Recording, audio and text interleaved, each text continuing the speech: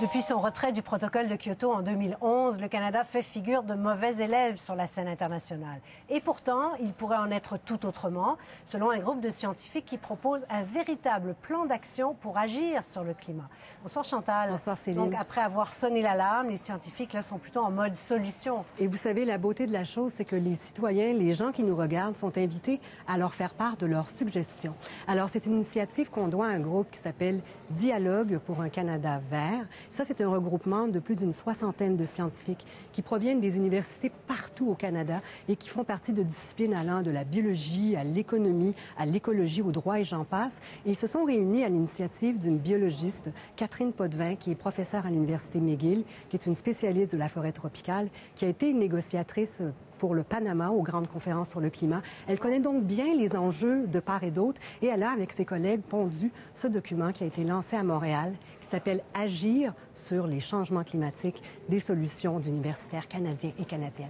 Alors concrètement, de quoi s'agit-il? Quelles sont ces solutions? Plusieurs choses. Tout d'abord, bien sûr, le fameux carbone, donner une valeur au carbone, c'est essentiel selon eux, mais de plus, ils profitent vraiment de leur bagage de connaissances scientifiques pour élaborer une véritable feuille de route pour que le Canada puisse profiter des avantages et vraiment tirer profit et faire sa part également pour réduire les émissions de gaz à effet de serre. Alors, ils entrevoient la possibilité réelle qu'on ait réduit de 80 ici au Canada les émissions en 2050. La clé de voûte, c'est 100 d'électricité faible en carbone en 2035.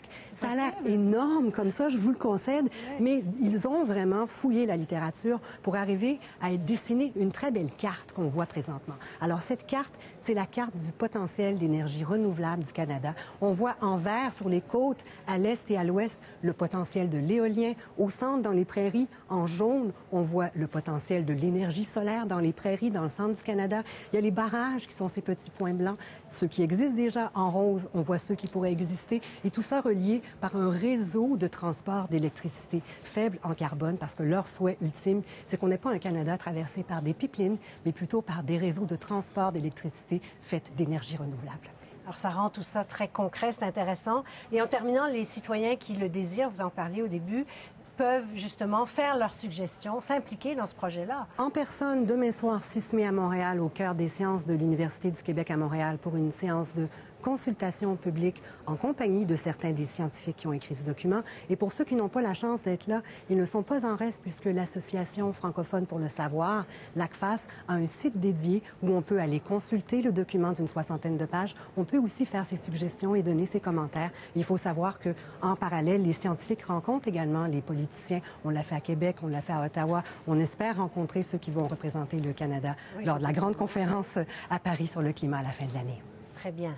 C'est intéressant. Pour une fois, les gens peuvent s'impliquer. Mode solution aussi, un peu de positif, ça fait, Merci beaucoup, ça fait Chantal. du bien. Merci. Oui, ça fait du bien.